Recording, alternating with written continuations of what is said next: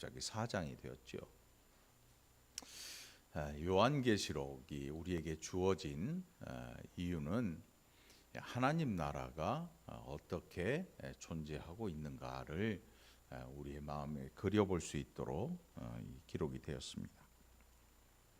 그래서 오늘 이 본문 속에 보면 하나님의 보좌에 대한 기록이 나오고, 그런데 아무리 상상을 해도 기록된 이상의 상상을 한다면 이 아마 잘못된 상상이 될 수도 있을 것이고, 그래서 우리가 성경을 대할 때는 겸손하게 우리의 한계를 깨닫고 하나님의 말씀이 우리를 여기까지 인도하셨구나 하는 것을 늘 기억하면서 성경을 대할 필요가 있습니다. 오늘 특별히 1장부터 3장까지의 내용을 보면 요한이 하나님의 말씀을 기록하면서 이 말씀이 어디서 왔느냐 그것을 우리에게 이야기하는데, 1장 1절에 보면 예수 그리스도의 계시라, 이는 하나님이 그에게 주사 반드시 속히 일어날 일들을 그 종들에게 보이시려고 그의 천사를 그 종 요한에게 보내어 알게 하신 것이라. 요한은 하나님의 말씀과 예수 그리스도의 증거 곧 자기가 본 것을 다 증언하였느니라. 이 예언의 말씀을 읽는 자와 듣는 자와 그 가운데에 기록한 것을 지키는 자는 복이 있나니 때가 가까움이라. 1절로 3절까지의 말씀만 가지고도 우리는 요한계시록이 우리에게 주어진 목적을 알 수가 있습니다. 특별히 3절에서 이것을 읽는 자와, 기록된 말씀을 읽는 자와 듣는 자와 이 말씀을 읽고 듣고 행하는 자가 복되다. 오늘 여러분 성경을 읽고 또 성경을 읽고 그것에 대한 것을 듣고 또 이것에 순종하는 것, 하나님의 말씀에 순종하는 이 일로 부르심을 받은 사람들이 누구냐 하면 사도들로부터 오늘 이 시간 저와 여러분에게까지 이른 줄 믿습니다. 오늘 어디에서 복을 준다, 또 누가 참 복을 많이 받았다 하는 이런 이야기는 어디에 정해진 이야기가 아니고 하나님의 말씀을 가진 모든 성도들에게 주어졌다는 사실을 여러분 늘 기억하시고 이 복을 누리는 저와 여러분이 되기를 간절히 축원합니다. 그것이 사도 요한이 지금 우리에게 이 말씀을 기록하고 있는 내용입니다. 그래서 1장에 기록된 7교회의 이름이 나오는데요. 1장 11절에 보면 내가 보는 것을 두루마리에 써서 에베소, 서머나, 버가모, 두아디라, 사데, 빌라델비아, 라오디게아 등 7교회에 보내라 하시기로. 여러분 7교회만 있었겠습니까? 아마도 이 당시에 이 7교회들을 통하여서 온 세상 교회에 주시는 하나님의 말씀임을 우리가 기억해야 됩니다. 그래서 이 교회들 보면 잘하는 게 한 가지씩 있어요.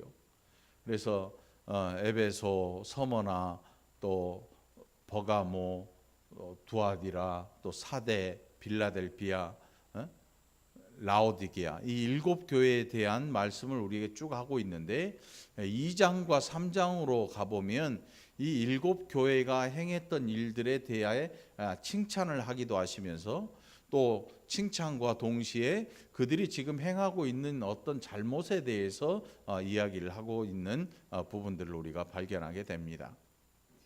교회라고 하는 곳이 사람들이 모이는 곳이어서 완전하지는 않습니다.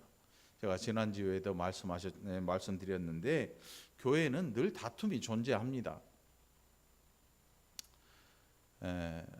우리 경덕 집사님하고 사랑 집사님이 최근에 결혼을 한 부부지요. 싸워요, 안 싸워요? 싸우지. 싸워요.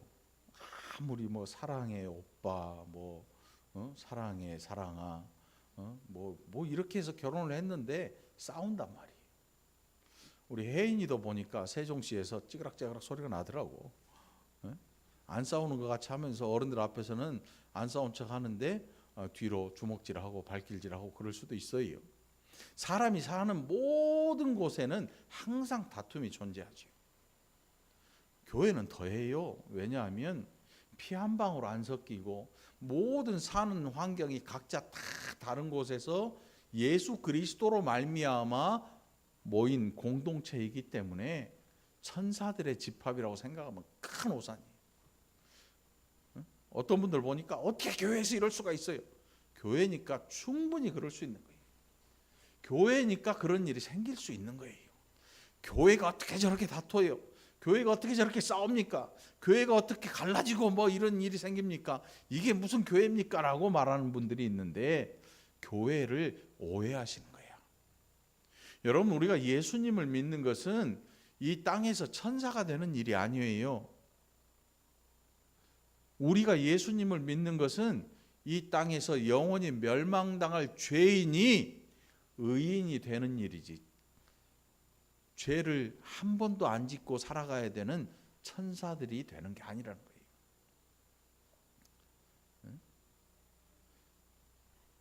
오해하면 안 돼요. 예수 믿으면 신옥정 권사님이 천사가 되는 게 아니에요. 김영룡 집사님, 안수 집사님이 착각해가지고 천사인 줄 알고 잘못 건드렸다가 큰일 나요. 불똥이 튀죠. 밥상에 김치가 절반만 올라오든지 아니면 반찬이 다 사라지고 장 한 그릇만 올라오든지 뭐 이럴 수가 생겨요. 천사가 되는 게 아니야. 오늘 이 7교회에 보내는 편지의 내용을 어떤 분들은 이것을 막 왜곡하고 이 자기의 유익에 맞도록 해석하고 또 상대방의 형편에 맞는 그걸 찾아가지고 해석해서 누군가를 꼼짝 못하게 하든지 누군가에게 자기의 유익을 왕창 끌어오든지 하는 이런 방법으로 요한계시록을 엄청나게 사용을 했습니다. 여러분 잘 알고 있는 신천지도 14만 4천 명에 대한 이야기를 해가지고 저 과천에다가 내 자리 찾기 운동본부를 각기 운동본부를 만들었는데 이게 14만 4천 명이 넘어버렸어요. 그러니까 이제는 참된 14만 4천 명을 찾는다 그래가지고 다시 찾고 있어요. 영원히 못 찾지요. 자기의 유익을 챙길 뿐이지요. 그런 것들에 미혹당한 사람들. 그런데 이용하는 것이 요한계시록이 아주 많은 부분을 가지고 요한계시록을 이용했어요. 요한계시록이 잘못된 게 아니고 하나님의 말씀을 잘못 이용한 사람들은 그에 대한 합당한 책임을 하나님 앞에서 지게 될 것입니다. 그러니까 여러분, 요한계시록이라고 하는 이 부분을 함부로 개인적인 사정이나 이런 형편에 맞추어서 해석하다가는 큰일이랍니다. 이것은 7교회에 하나님께서 주시는 말씀으로 모든 세상 교회들로 하여금 경각심을 가지고 우리가 지금 올바로 가고 있는가, 우리가 하나님의 말씀을 가지고 지금 올바른 길을 걷고 있는가를 늘 깨어서 보라는 뜻으로 주어진 것이지, 이것이 옛날에 이런 말씀이 주어졌으니까 우리는 사대교회냐 빌라델피아 교회냐 뭐 두아디라 교회냐 이걸 따지라고 주신 게 아니라는 말씀입니다. 이 교회가 지금 어디에 있느냐 그게 중요한 게 아니고, 이제 이 교회들로 말미암아 초대교회들이 점점 번성하고 복음이 온 세상에 퍼짐으로 말미암아 각 지역에 생겨나는, 각 나라마다 이제 생겨났던 교회들이 건강하게 잘 유지되고 있느냐, 하나님의 뜻을 순종하고 있느냐 하는 것을 이야기하고 있는 내용인 것이지요. 이걸 오해하고 곡해하고 이용해버리면 안 된다는 것입니다. 그 요한계시록을 함부로 해석하는 사람들에게 여러분의 영혼을 맡기지 않게 되기를 간절히 바랍니다. 함부로 믿으면 안 되는 거예요. 특별히 요한계시록은 더 그래요. 다니엘서, 묵시록 같은 이런 이 읽어도 이게 무슨 뜻일까 하는 의문이 드는 그런 것들을 자꾸 끄집어내고 그런 것들로 사람들을 미혹한다면 거기엔 반드시 뭔가 함정이 있다는 사실을 늘 기억하고 여러분들 주의해서 그 영을 시험해 보는 일이 가장 중요한 일일 것입니다. 오늘 이 본문 속에 보면 이 하나님께서 우리에게 주신 이 지각을 가진 것, 이게 우리에게 얼마나 복된지를 이 4장에서 이제 알려주고 있는데, 결국 1장에서 3장까지의 내용을 보면 이 7교회에 대한 이야기를 꾸준히 하는데 4장에서는 갑자기 이 일 후에 내가 보니 하늘에 열린 문이 있는데 내가 들은 바 처음에 내게 말하던 나팔 소리 같은 그 음성이 이르되 이리로 올라오라. 이후에 마땅히 일어날 일들을 내가 내게 보이리라 하시더라. 그리고 그에게 보여준 게 뭐냐 하면 천사들이 하나님 앞에 예배하는 것, 하나님을 거룩하다고 인정하고 하나님을 찬양하는 일들. 그러니까 우리가 가만히 생각해 보면 야, 이 교회가 이 모양인데, 교회가 맨날 싸우고, 교회가 맨날 신문에 오르락 내리고, 교회 사람들이 맨날 이 범죄에 연루되고 이런데 하나님의 나라가 이거 제대로 될 것 같으냐? 야, 이거 교회가 이거 이래가지고 교회가 제대로 되겠느냐라고 마치 교회가 거짓 공동체인 것처럼, 아니면 마치 교회가 사람의 것인 것처럼 생각하고 교회를 하나님이 없는 것처럼 여겨버리는 그런 무리들에게, 또 그렇게 생각하는 성도들에게, 그렇게 염려하는 성도들에게 요한은 아주 확고한 것을 우리에게 보여주고 있습니다. 하나님의 나라는 흔들리지 않는다는 것입니다. 4장 말씀을 묵상해 보면요, 이 세상에 있는 교회들이 별짓을 다 한다 그래서 하나님의 나라가 흔들린다는 게 아닙니다. 하나님의 나라는 흔들리지 않습니다. 요즘 정당들 보면 조용할 만하면 한 사람이 뻥치고 올라와요. 뭐 양쪽 다 그래요. 뭐 어디 잘한다고 할 게 없고 양쪽 다 한 사람이 뻥치고 올라오면 또 기다렸다는 듯이 한 군데서 뻥치고 올라와요. 온갖 비리들이 막 터져 나오고, 그러다 보니까 막 정권에 대한 욕도 하고, 아니면 옛날 정권에 대한 욕도 하고, 막 서로가 뒤엉켜서 싸우고 하는 일들이 보입니다. 어떤 정당은 심지어 이름까지 바꾸기도 하고, 또 다른 정당도 이름을 바꾸기도 하고, 뭐 이런 일들이 비일비재합니다.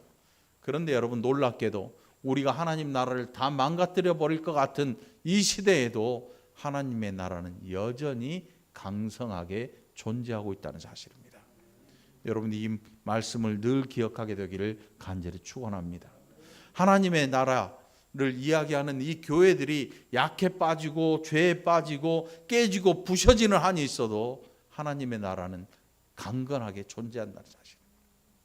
하나님의 나라에서는 늘 천사들의 찬양이 있고 하나님의 위엄과 하나님의 영광을 그들이 보고 하나님께 늘 찬양하고 있다는 이 놀라운 사실을 기억하시고, 이 땅의 참된 성도들을 단 한 명도 포기치 아니하시고 구원하기를 기뻐하시는 하나님의 열심과 하나님의 이 구원의 능력을 늘 의지하는 저와 여러분이 되기를 간절히 축원합니다. 이 코로나 시대에 많은 사람들이 걱정하고 고민합니다. 이거 사람들이 이제 교회 안 나오는 사람들이 너무 많아. 앞으로는 얼마나 많은 사람들이 교회에서 떠나갈지 알 수가 없어. 사람으로는 참 힘든 일이죠. 교회를 유지해야 하는 사람으로서는 굉장히 힘든 일이 아닐 수 없습니다.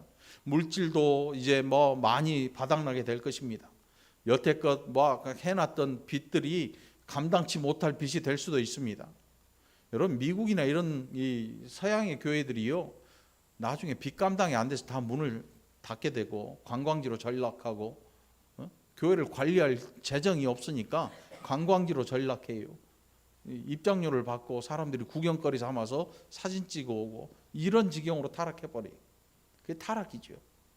교회를 입장료 받고 관광지로 전락시켰으니까. 교회가 이미 그 시대에 타락해서 더 이상 관리할 능력이 되지 않는 것입니다. 너무 화려했던 거죠. 우리 시대에도 마찬가지입니다. 그런데 걱정할 게 없습니다.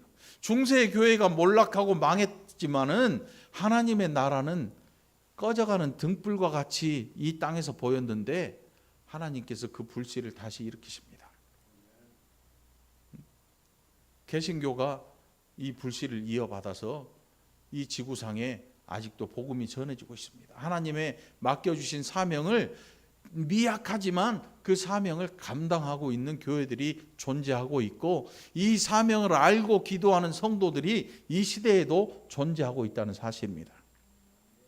여러분이 하고 있는 작은 일들, 여러분이 진심으로 하나님을 사모하고 하나님의 은혜를 갈급히 사모하는 그리고 하나님께 여러분의 인생을 의탁하고 하나님께서 우리의 인생을 정말로 다 책임지신다는 이 믿음을 가지고 나아가는 성도들이 존재하는 한 하나님의 은혜는 그 사람에게 끊임없이 주어질 거라는 사실을 여러분 늘 기억하고, 다시 한번 마음이 힘들었거나 넘어진 분이 있으면 다시 일으킴을 얻게 되길 바라고 나음을 입는 여러분이 되기를 간절히 축원합니다.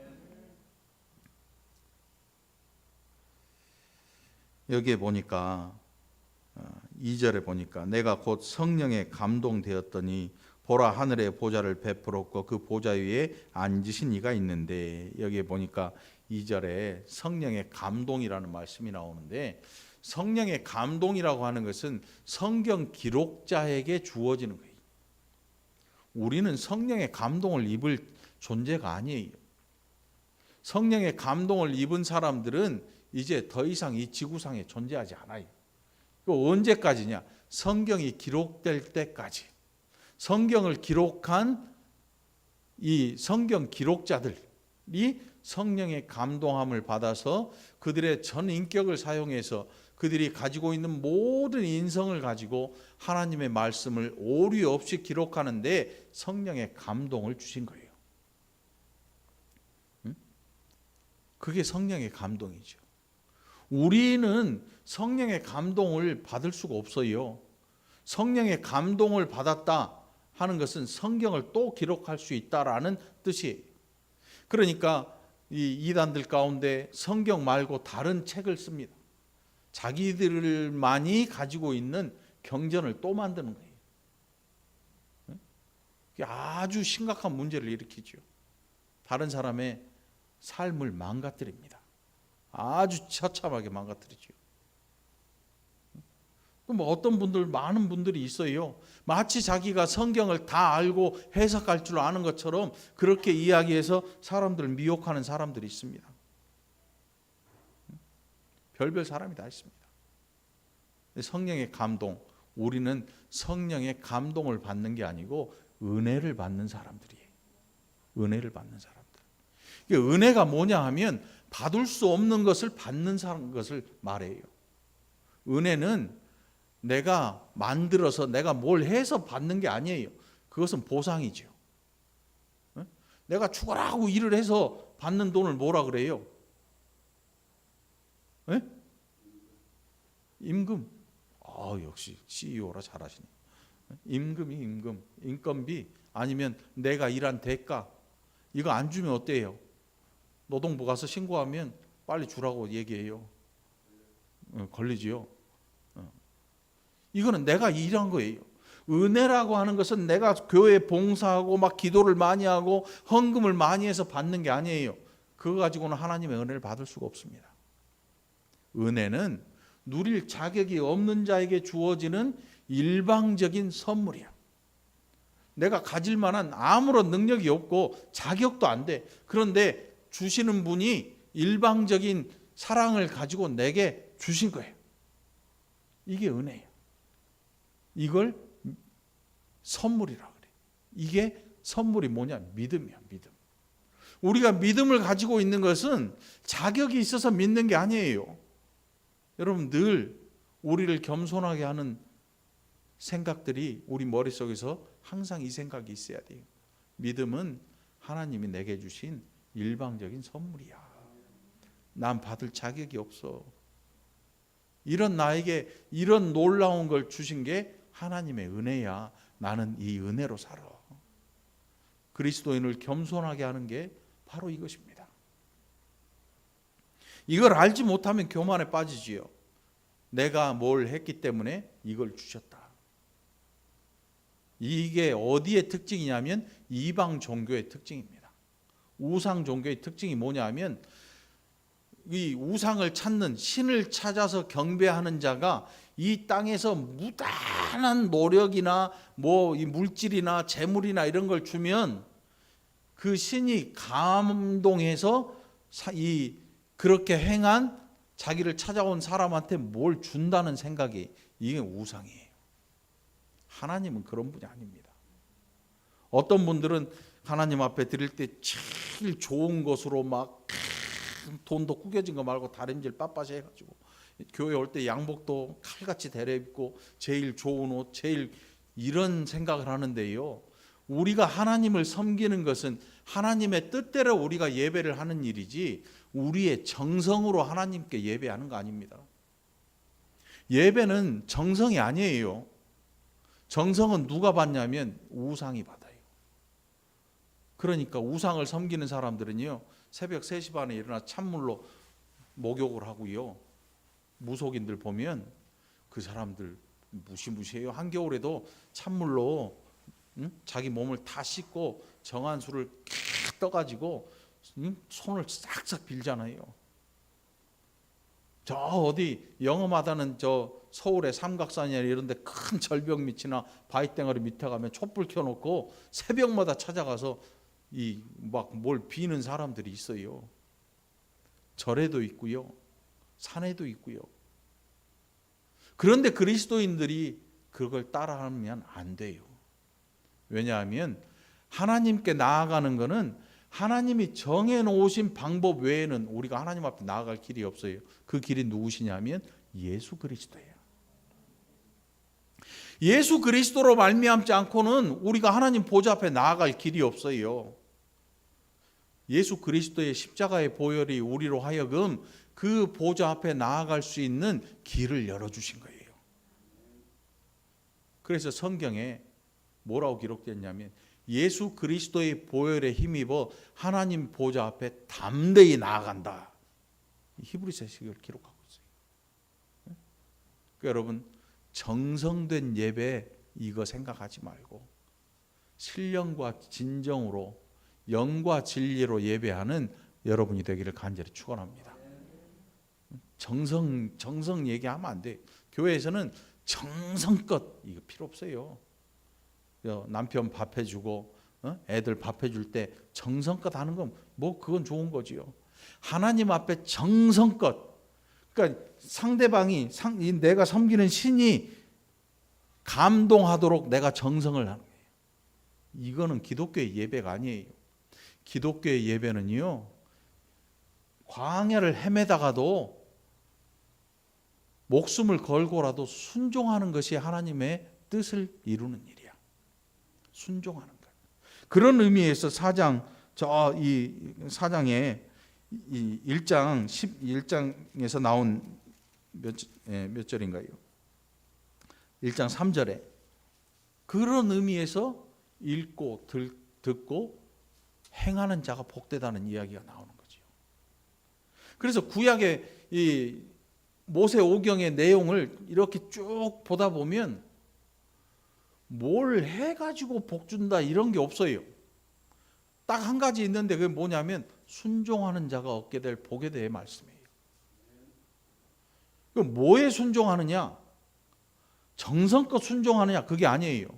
내가 지금 광야에 있든 들에 있든 산에 있든 저 강바닥에 누워 있든 어느 곳에 있든지 순종하는 자는 하나님께서 그 땅에 베풀어 놓으신 복들을 차지하게 될 거라고 그래요. 복은요, 하나님께서 우리에게 이만큼 떡 띠듯이 띄어가지고 이렇게 주는 게 아니고 땅바닥에다 널브러지게 놔두신 거예요. 모세 오경을 살펴보면 들에 가도 복을 받고 산에 가도 복을 받고 또 뭐가 있어요? 네 부엌에 요리 기구들도 복을 받고, 그러니까 이 복들이 널브러져 있는 거를 순종하는 자는 그것을 그냥 가지게 된다는 뜻이죠. 오늘날의 기독교는 여기에서 슬그머니 벗어나려는 시도를 해요. 네가 무엇을 하면 하나님이 너를 복 주신다. 자꾸 그런 식의 간증을 우리가 자꾸 듣다 보니까 우리의 귀가 솔깃해지고 얇아져가지고 11조 안 하면 망할 것처럼 생각하고, 감사헌금 안 하면 망할 것처럼 생각하고, 11조 안 했더니 하나님이 때렸다 생각을 하고, 새벽기도 안 했더니 하나님 발로 찼다고 생각을 하고, 별 생각을 다 해요. 하나님이 그런 옹졸한 하나님이 아니에요. 그렇게 옹졸한 하나님이면 그 아들 예수를 죽이지도 않아. 그 아들 예수를 왜 죽여? 옹졸한데. 우리를 사랑하시되 그 독생자를 아낌없이 내어주신 하나님의 아버지의 사랑, 그 사랑이 고작해야 우리가 하나님 앞에 드리는 돈 몇 푼에 흔들릴 것 같아요. 그런데 속지 말라는 거죠. 그런데 현혹되지 말라는 거지요. 오늘 신앙생활하는데 힘들고 어려운 이유가 뭐냐 하면 자꾸 돈 때문에 신경 쓰는 거예요. 그래서 어떤 사람들은 야, 교회 나가면 돈 많이 들어, 나가지 마. 왜 교회를 돈 많이 드는 장소로 만들었을까? 왜 교회를 돈을 없으면 못 다니는 장소로 만들어버리고 말았을까? 예수가 있으면, 내가 믿는 예수가 내 안에 있으면, 내가 예수님을 믿으면 교회 나가서 눈물 흘려 예배하고 감사할 수 있을 텐데, 이 세월이 갑자기 교회는 돈 드는 장소가 되고 만 거예요. 오늘 이 월곶중앙교회는 가난해져서 교회 의자까지 팔아먹을 지경이 될지언정 성도들이 돈으로 말미암아, 물질로 말미암아 상처 입지 않는 좋은 교회가 되기를 간절히 축원합니다. 그 교회를 누가 만들어가냐 하면 저와 여러분이 만들어 나가는 거예요. 제가 엉뚱한 소리를 해도 여러분들이 귀를 막아버리면 되는 거예요. 여러분들이 귀를 막고 안 들으면 돼. 아, 목사님이 이제 마태인가 간다 봐. 그런 생각하고 되면 돼. 엉뚱한 요구에 응하지 않으면 되는 거야.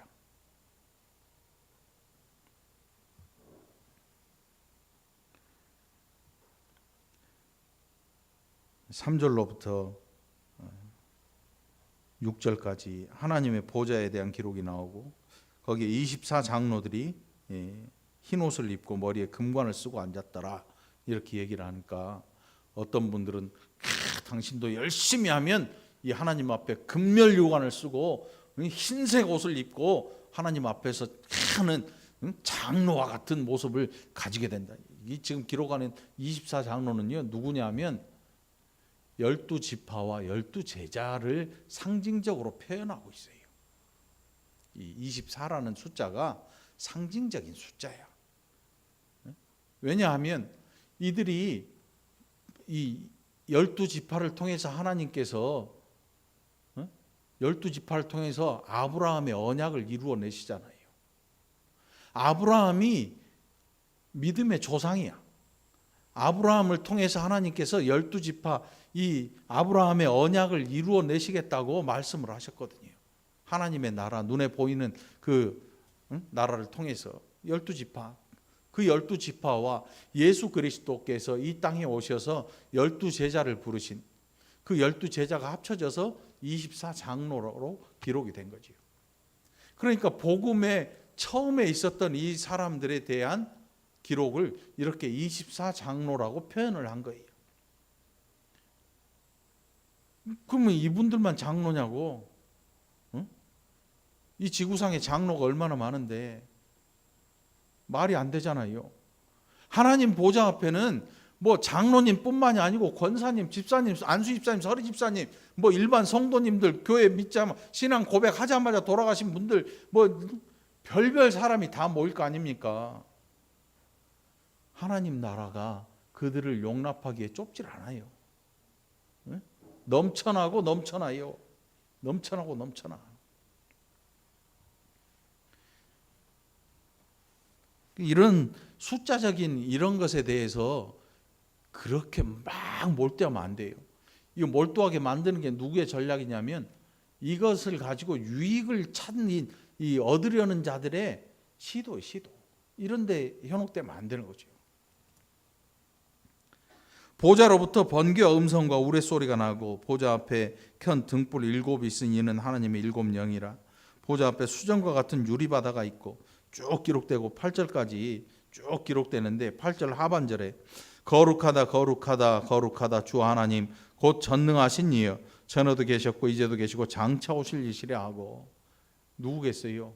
메시아 되신 예수 그리스도, 부활하신 예수 그리스도, 하나님 보좌 우편에 계시고 다시 심판주로 다시 오실 만왕의 왕 되신 예수 그리스도, 우리가 기다리는 예수 그리스도, 하나님 아버지와 함께 거하시는 그 엄청난 이 힘을 가진 천사들이 7 영들이 하나님을 향해서 찬양하고 있는 것입니다.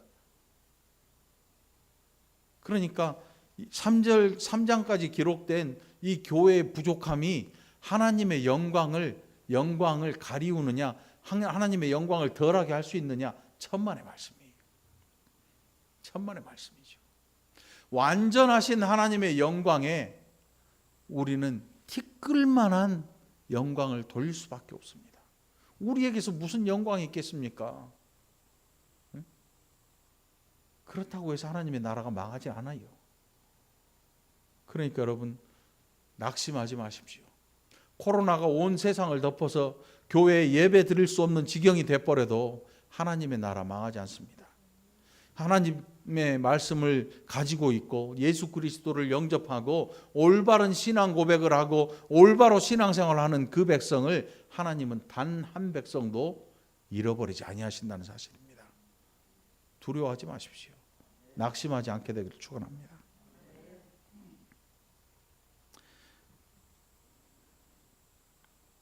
11절입니다. 우리 주 하나님이여 영광과 존귀와 권능을 받으시는 것이 합당하오니 주께서 만물을 지으신지라 만물이 주의 뜻대로 있었고 또 지으심을 받았나이다 하더라. 이게 여러분 그냥 하는 얘기가 아니고 이게 얼마나 중요한 얘기인지 모릅니다. 여러분 창세기 믿으십니까? 하나님이 창조주이심을 믿으십니까? 이게 지금 이 24장로들이 하나님 앞에서 이렇게 하는 이야기는요, 무슨 뜻이냐 하면 하나님이 역사의 주인이십니다.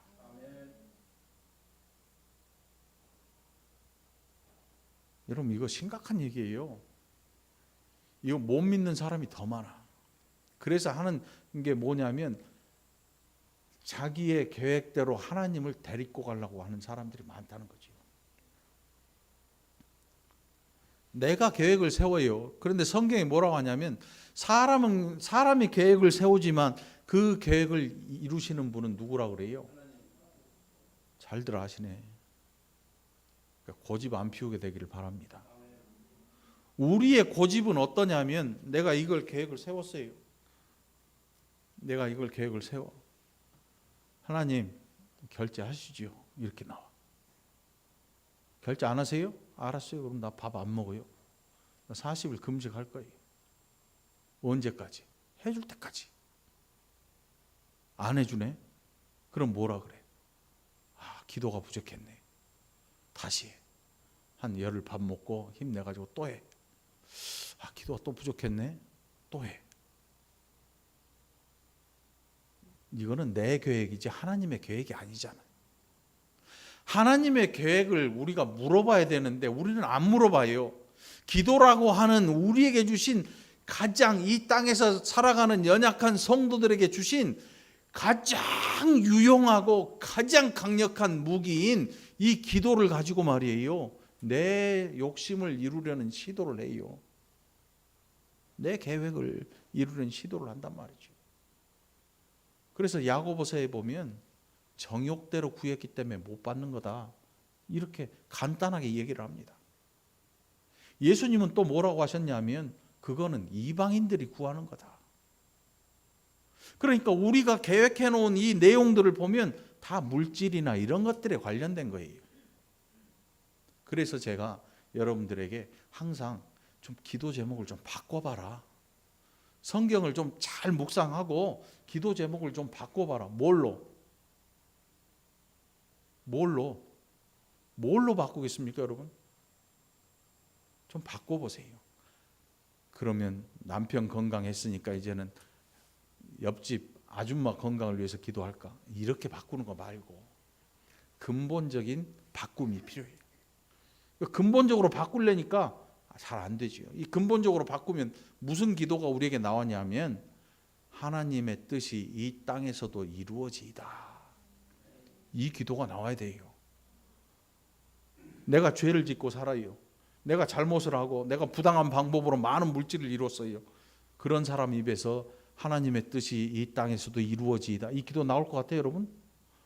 자기가 다 망해야 되는데 잘못 보는 거 있으면 주여 내가 토색한 것이 있으면 4배나 갚겠나이다. 누구의 말이에요? 누구 말이야?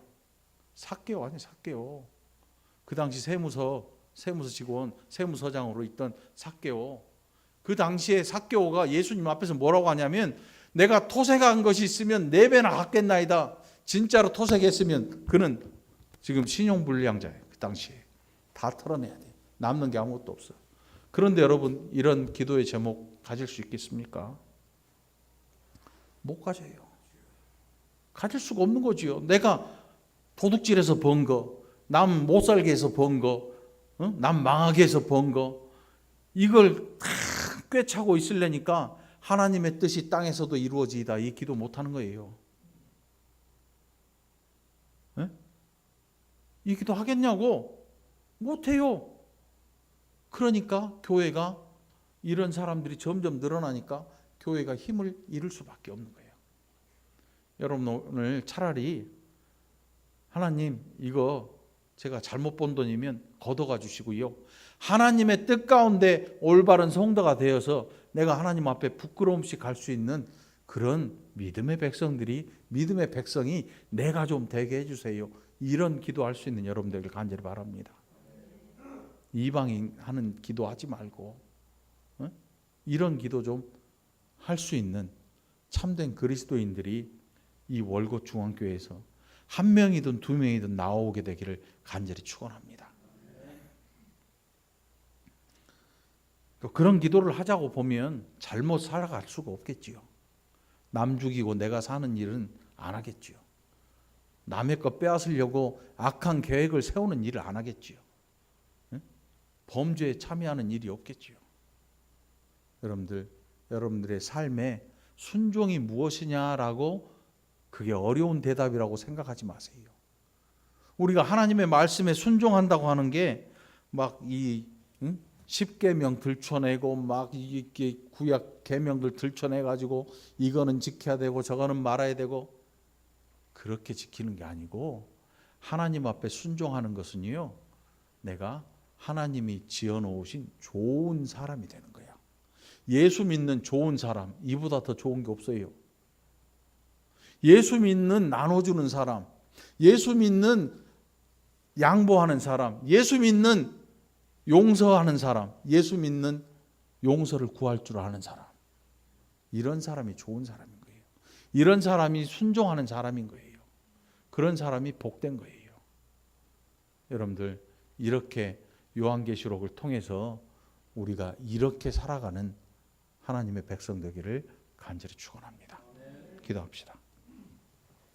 하나님 아버지 감사합니다. 우리가 얼마나 죄악되고 어리석고 교만했던지 우리처럼 사는 것이 마치 하나님의 뜻처럼 살아가는 것인 양 얼마나 교만하고 또 얼마나 눈을 감고 살았는지 우리로 이제는 하나님의 뜻 가운데서 하나님이 우리를 지으신 대로 좋은 사람으로 또 살아갈 수 있는 복된 자들 되게 하여 주옵소서.